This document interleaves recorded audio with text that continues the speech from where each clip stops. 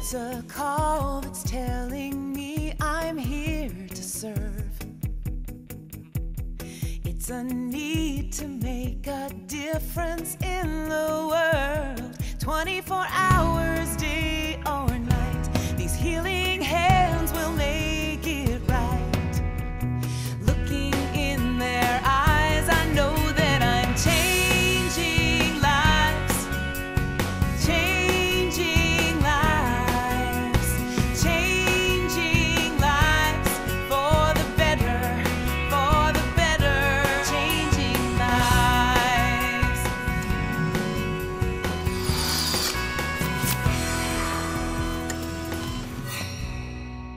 Hello everyone, I'm Grace Sells and welcome back for another edition of Best Docs Network, the show that's featuring some of the best doctors in the Houston area that are changing people's lives. Let's get today's show started with vein specialist, Dr. Peter Morgan.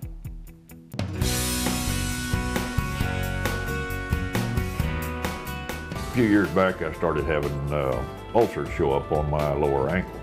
So these ulcers would take 2 to 8 months to get rid of. Once those would heal over, another one would pop up. We did an ultrasound and discovered that he had severe chronic venous insufficiency with very large varicose veins and swelling. His biggest issues were that he had open, non-healing wounds. He had a very large one on the right side, and he had a much smaller one on the left side. He'd been seen and treated by a variety of people with a variety of methods over the years. None of them had worked. They said, well, you know, that's not really a problem. We have surgeries that we can do on an outpatient basis. We can get rid of that for you in no time. We very carefully mapped out which veins were bad in his legs, the ones that are running backwards, and then made sure we understood where the blood was running correctly. And we ablated selectively the bad veins to restore the venous circulation out of his legs back to normal. And that improves the overall health of the leg and improves healing, and he actually healed up very nicely. The procedures, like I said, didn't take any time at all. Come in the morning, go to work in the afternoon, not a problem. There was no pain after the surgeries. All went well. Went back to work, no problem. You can have wounds that are unrelated to venous insufficiency, but most chronic non-healing wounds are related to problems with your veins. But if you have a non-healing wound, that is almost certainly from venous insufficiency, and we can heal virtually all of those wounds here with the procedures we do. Having the circulation back in my lower legs allows me to work longer. It allows me to stay on my feet longer. I don't have the foot pain that I had prior. The procedures helped dramatically.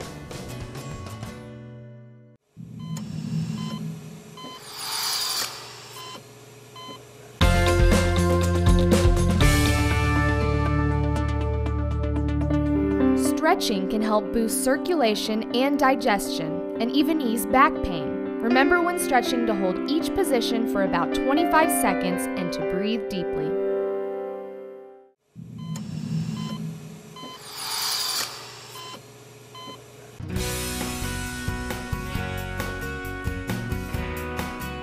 Doctors on the military post couldn't tell me exactly what it was.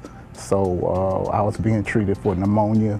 Then eventually I moved here to Houston. And that's when I met Dr. Varughese, and she diagnosed it as enlarged heart. Stephen Jones, wonderful man, developed cardiomyopathy, a weakness of the heart. And cardiomyopathies can occur because of coronary artery disease, blockage of the vessels that feed the heart, can happen from viral illness that can attack the heart, and many other metabolic derangements can cause problems with the heart, the pumping of the heart. What he had was a problem with the muscle, and we were able to change that by sending him to Texas Heart Institute at the appropriate time in order to get a device that could help the pumping mechanism of the heart. Last year, I had a heart pump put in, and I've been living off of that right now for the last year and a half. Left ventricular assist device, and they come in different types, as we've talked about with several doctors at Texas Heart Institute, including Dr. Frazier and Dr. Delgado, that we've shown on the show before. But here's a real live patient that we had from our practice, that was able to benefit from that technology. I thank Annie Varughese a lot. She's been truthful. She's been up front. She let me know, even though she told me some things that I didn't want to hear, but and by her acting aggressively on this, it has saved me. And I would say I devote a lot to her. Well, it used to be a bridge to transplant. That it was only a small amount of time that they had to wait, but now they can use that as their heart, basically. I mean, for a long time, and it's just because they've gotten smaller and better and safer.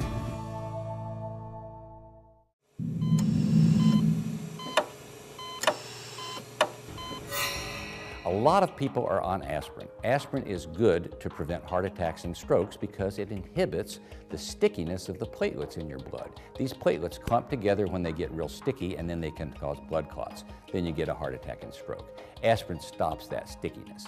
Now, we used to say that anyone at high risk for a heart attack and stroke should be on aspirin to prevent those problems. But now we think we should only use it for people who have had a heart attack and stroke. We found that people who took aspirin to prevent those things, yet had never had one of those problems, a heart attack or stroke, those patients still had just the same number of heart attacks and strokes, but had more bleeding from the aspirin because it can be hard on your stomach, and had more bruising because it can cause the blood not to clot in your arms and legs, and then you'll get bruises all over the place. So if you've had a heart attack and stroke, you should take aspirin, 81 milligrams, that's a baby aspirin. Don't get brand name, get just generic stuff. If you've had stomach problems like ulcers and gastritis, use an enteric-coated aspirin. But it is true, in many cases, an aspirin a day can keep the doctor away. For additional medical minutes from Dr. Honaker, log on to bestdocsnetwork.com, click on Education, and the Medical Minute tab. For more information on any of the amazing doctors you've seen today on our show, head to our website. It's bestdocsnetwork.com. Let's go ahead and introduce you to our next doctor, podiatrist Dr. Gabriel Maislos.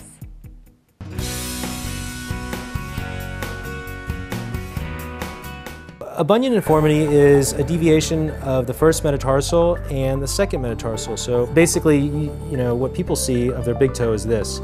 So the big toe is pointing this way, and this bone is going out this way. When it's not matching up well, you get bone growth. And so bone starts to build up right here, and it also starts to build up top. I spend about 85% of my time traveling, so I'm in and out of the airports. As a training manager, I do a lot of facilitation, so I'm on my feet a lot walking, and it got to the point where even flat shoes, what most people would think is comfortable shoes, became painful. Her surgery was an ostium bunionectomy, but it was a little bit different because on the x-ray I discovered that she had severely arthritic joint. She had fracture fragments. So these fracture fragments never healed, and because they were constantly moving, it was severe pain. It caused an enormous amount of bone growth on the top and on the side. So I was really excited to do her surgery because I knew it would provide immediate relief. I'll be wearing the boot for at least another 4 weeks, and then I'll come back for another reassessment. And then he'll determine then whether I can take the boot off and then just start walking in normal shoes. People always ask, why do I have this problem? And the biggest component, genetics. So if you look at your parents' feet or your grandparents' feet, it's basically telling you, if you see a bunion deformity, that your chances are your feet are going to develop these structural deformities. Then, obviously, for the females, it's wearing the high heels. It's there's a price to pay for high fashion. You wear the high heel, it puts your foot in position, which predisposes you to a bunion deformity. Well, I would love to be able to get back out there and be pain-free. A lot of times, I couldn't wait for the day to end because I would be in so much pain. So I'm looking forward to being able to be on my feet for longer period of times pain-free. the look on the patient's face when they come in and they see the results and they're happy with the results, and they see that instead of having a crooked toe, or that it's actually straight, and that the pain that they had before is gone. So, you know, that's the rewarding part to me.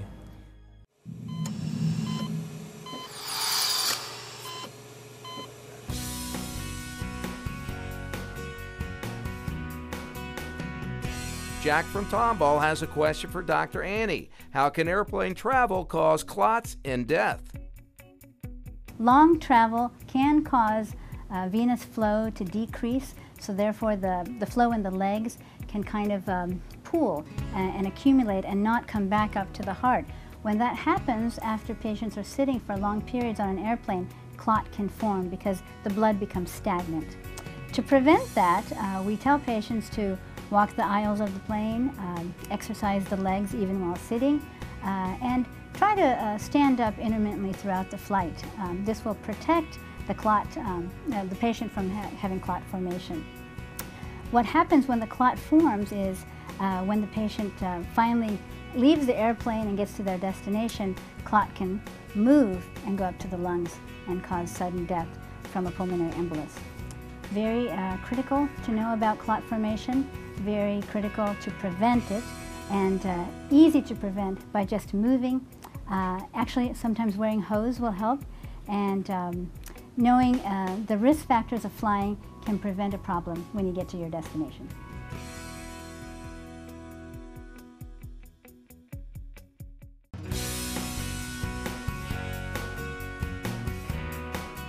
My teeth needed to all be extracted. They were crumbling, they were breaking, I couldn't chew my food. He's a professional, an accountant, and he's certainly concerned about finances and how to structure his budget. And he was a guy that his lower teeth were worse off than the uppers. And so that was an area that he decided to focus on. I guess this started in 2009, and this really happened in two settings. So that in 2009, we did the lower, and in 2011, we did the upper. The bottom is all done, and I'm in the midst of having the prosthesis on the top done. And also with David, his concern regarding his budget, we were able to do this without grafting. Previously, in the upper jaw, because of the maxillary sinuses, we would have to graft those areas. In majority of cases that we were placing a full jaw worth of implants. But with the advent of cone beam CT, we're able to look at individuals from a three-dimensional standpoint radiographically ahead of time so as to know where the bone is, so that we can position implants within that bone and avoid the need for sinus grafting, and then subsequently lower his overall costs significantly, as well as increase the predictability. No longer do I have to make sure that everything is in place where it's supposed to be in place. I have a new chance at a brand new set of teeth, and they don't hurt. It's satisfying to see him come back smiling, see him walking down the hallway, standing upright with their chin up, smiling, and being much more confident. So from a psychological standpoint, outside of the health benefits that you see, the mental health benefits are significant. I'm a CPA. I meet with clients and high net worth clients. Appearance is important to me. It's certainly not of the utmost importance, but it's important to me. And I don't want to be embarrassed by a crumbling smile line. It's a wonderful, wonderful solution. To request an appointment with any of the amazing doctors you've seen on our show today, head to our website, bestdocsnetwork.com, go to the doctor's profile page, and click on the Request an Appointment tab. And you can even request an appointment with our next doctor, head and neck surgeon, Dr. C.T. Nguyen.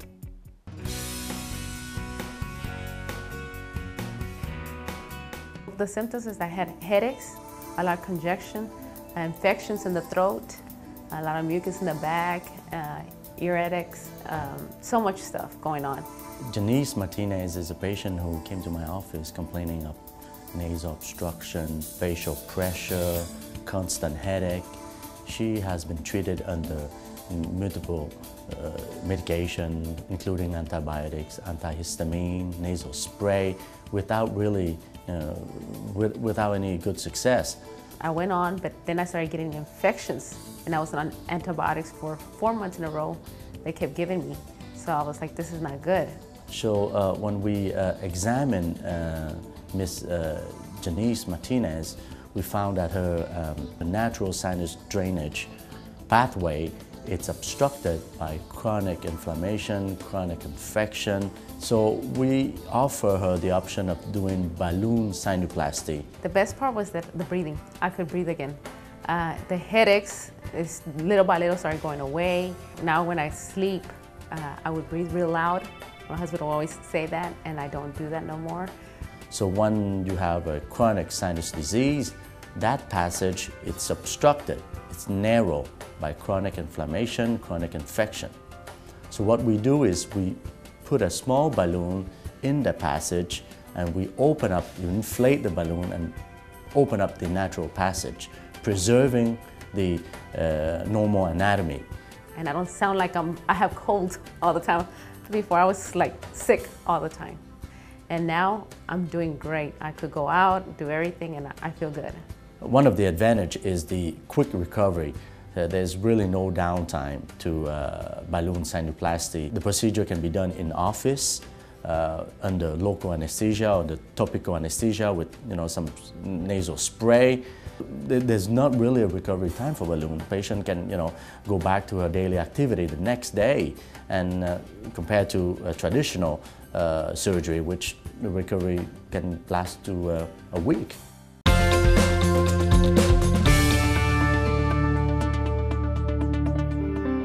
Smartphones and on-the-go technology are on the rise, causing Americans to use headphones more than ever. But did you know that wearing headphones for just an hour could increase the bacteria in your ear by 700 times?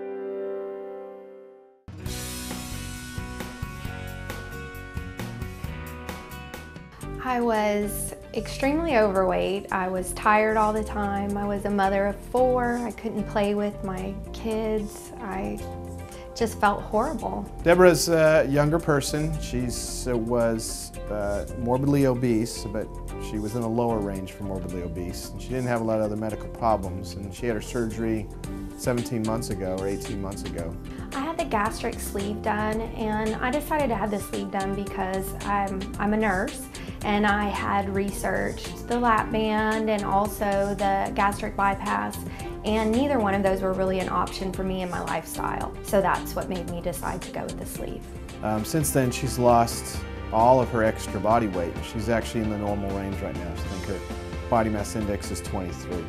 The risk of the other medical problems emerging that can lead to catastrophic events down the line is lessened quite a bit. So she's in a much safer range.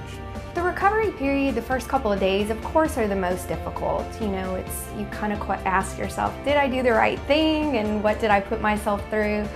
But I think after about 3 days, I really felt good. And then the first week, I had lost 10, 15 pounds. My face looked different already. And so I got really excited. I knew that I had made the right choice, and I just kept going with it. And every time I came back, it was 20, 30, 40 pounds gone. And so by the time a year came, I had lost 80 pounds, 80 plus.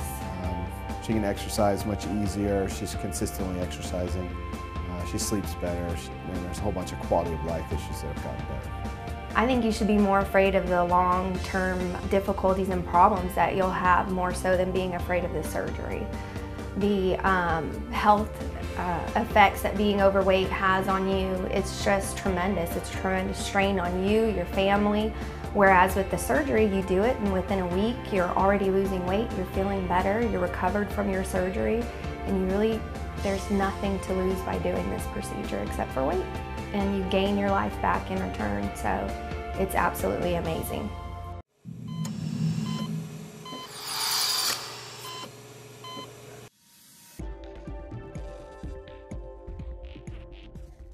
Welcome. Today we're here with Dr. David Fish, who's the Director of Interventional Cardiology at the Texas Heart Institute.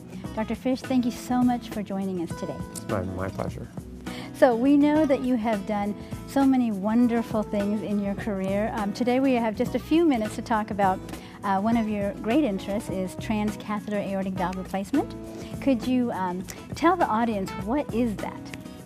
Well, for many patients, especially those reaching older age, often the aortic valve, which is the main outlet valve for the pumping chamber of the heart, becomes narrowed or stenotic because of degenerative changes of the valve.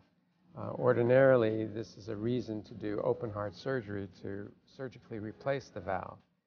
But in some cases, the risk for open heart surgery is very high for some patients.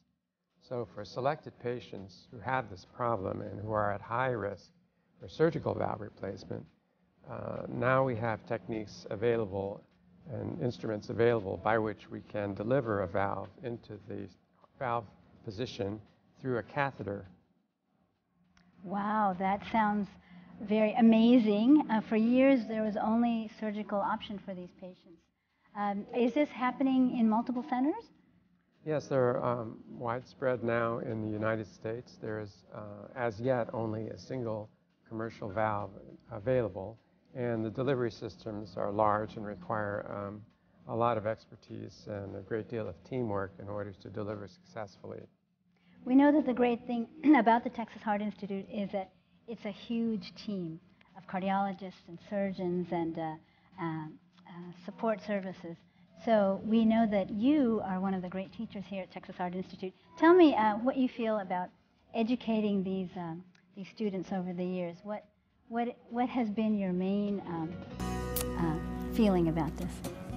Well, we're fortunate here to have had over the years very highly qualified, very gifted students of medicine and doctors who come for their postgraduate training in cardiology here. And among these, a number selected choose to go into interventional cardiology. That is, of course, the branch of cardiology involved with putting instruments in the body and opening arteries and correcting structural defects in the heart. It's been my great privilege to have trained a great many of the operators who have gone out from the Texas Heart Institute into the community and to other places in the country and have brought forth the skills they've learned over there. I know that you have been my favorite teacher in all of my career, and I thank you in front of the world for being such a fabulous teacher about cardiology and about life. You're very kind. Thank you. We just have a few more moments. What would you like to tell the public about the Texas Heart Institute and perhaps getting their evaluations done here? Well, the Texas Heart Institute has a long tradition of research, patient care, and of course teaching. And in this kind of environment, I think patients get the best possible care and the most astute kind of understanding of their problems and their specific needs. In addition, of course, with the critical mass achieved here with all of the different researchers and the different clinical efforts and the different programs, every patient has a chance to get the very best of what cardiology has to offer. Well, we thank you so much. You've been such a tremendous force here in the Texas Heart Institute and in my life, and I want to thank you. Thank you.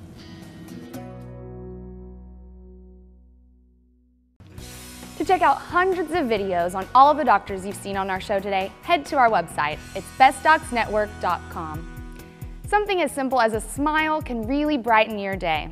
Let's introduce you to cosmetic dentist and smile specialist, Dr. Guy Lewis.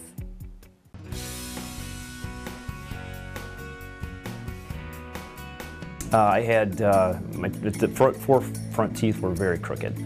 Two were going forward, two were going backward. I found that I had to wear braces for quite a few years, and that wasn't a good alternative for me, so I did some research. I don't know if there's cosmetic dentists up there, I'm sure there are, but I just didn't investigate it, but I did investigate this one and thought, well, this looks like a good as any, and so I did some research, checked into it, and here we are. Well, Ken had come from Cleveland, Ohio, so he sent me a lot of pictures and stuff before he came, and I knew I could help him out. And so he came in one night and got here late, and we stayed and took care of him, prepared his teeth, made him some temporaries that looked fabulous, let him go home, and then came in and we put them on, and he's just been really happy with them. And made a big improvement on his smile. Spoke with Christine quite a bit, more of a consultation type of format, because obviously I kind of skipped a couple of steps on the process because I live so far away. But very helpful. Christine kind of explained the process, what was done, what's going to be done, how it works, I mean, and getting the quotes and the pricing and everything. So it was very consultative, very helpful.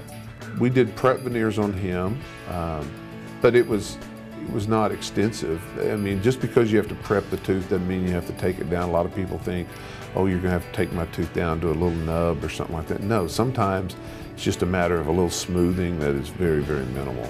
I was getting pretty self-conscious of when I would laugh or smile of putting my hand over my face, because I was just, you know, the hell, that's funny, you know, something like that.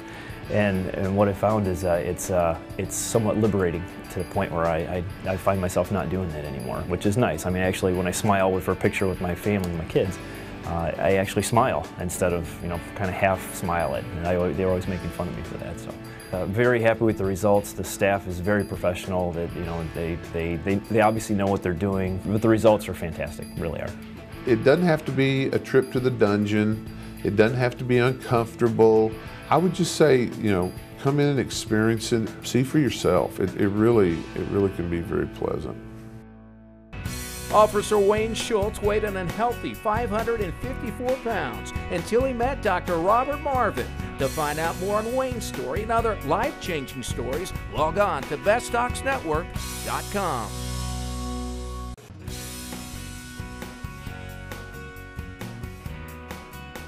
You know, I just always felt like my body was out of proportion. When I would try on clothes, it was never when I looked into the mirror what I envisioned in my own mind. So I guess that's what prompted me to start researching and looking online. I never felt like my full potential. Karen came in just wanting to have bigger breasts because she'd always felt that her breast size was out of proportion to her hips. She'd always wanted to be a little bigger. She just felt she needed it to kind of balance out her shape. So she was, after discussing it with her, a really good candidate for that. As soon as I met his staff and him, I know he had that attention to detail. Just speaking to him, something about him set him apart from the others. He just made me feel safe. I knew I could trust him and his work. So there's a lot of factors that go into it. By taking the measurements and using them carefully to that particular patient and matching it to the size of the implant, we can give them a good, aesthetically pleasing size and shape that looks good and matches their body. It was an outpatient procedure, so I came in that morning. The same day I was out and back in home.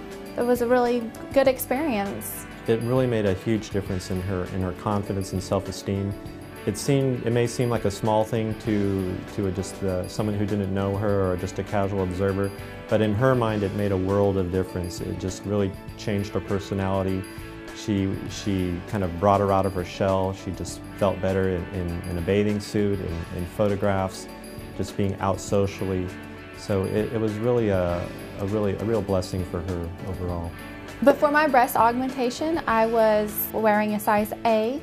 And after the augmentation, I was a C. I had already decided I wanted a very natural look, and that's something that's very important to me. That is what Dr. Altamira gave me, a very natural look, and I'm very happy with the results. It is so great to see these doctors really changing people's lives. That's going to wrap up today's show of Best Docs Network. And for more information, head to our website. It's bestdocsnetwork.com. And if you have a question or a comment, we love hearing from you. Send us an email at info@bestdocsnetwork.com. I'll see you next week.